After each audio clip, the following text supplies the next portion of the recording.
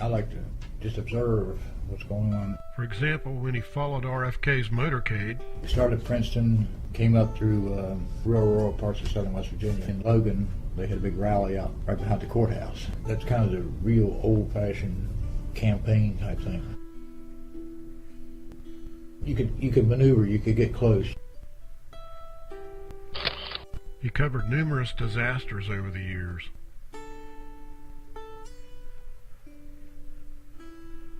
People wonder why you want to do those things, but I'm concentrating on doing what I need to do, get a good picture of whatever it is. I guess the adrenaline starts flowing, and you're concentrating on recording what happened. You're looking for the best picture you can get, and basically get out because you've got a deadline.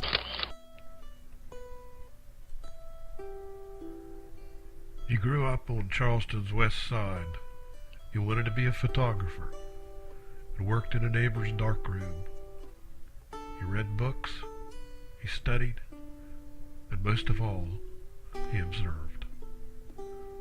Charleston Gazette news photographer Lawrence Pierce started working at the Gazette in 1963. He's photographed the governors who served since then, some of West Virginia's biggest tragedies,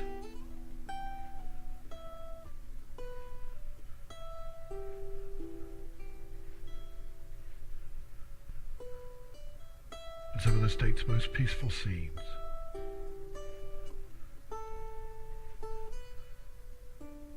He was on the scene at Hominy Falls.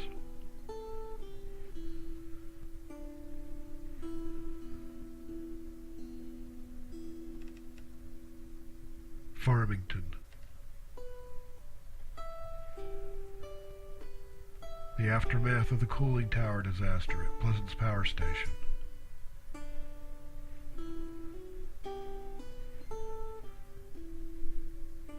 He has scenes of old Charleston, a man sleeping on the street,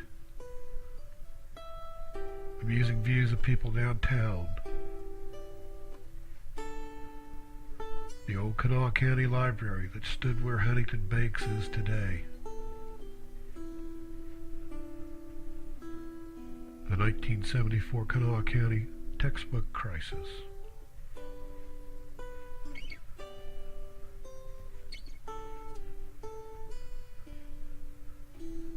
He said the biggest story he ever covered was Buffalo Creek. We walked 11 miles up Buffalo Creek Road, and actually I think we got to see a lot more, to do a lot more, rather than just taking a car and zipping up the hollow and zipping back out. Get better information and a lot of times better pictures. This dog was just laying there, curled up in the sun.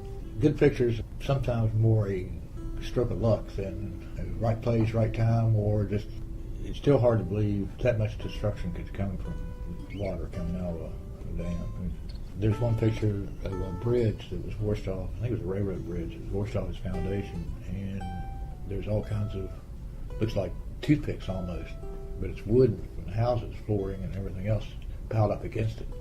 I mean, it just took houses and just tore them all to pieces, and moved bridges, and it's a lot of force on mass destruction. And I've seen a lot of things, but it really tells you, you don't know what can happen.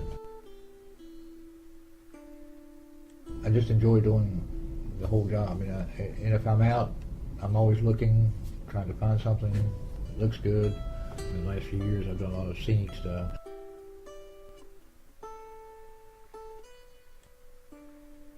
I have a job that started as a hobby, ended up a career that lasted 40-some years. I just enjoy doing it.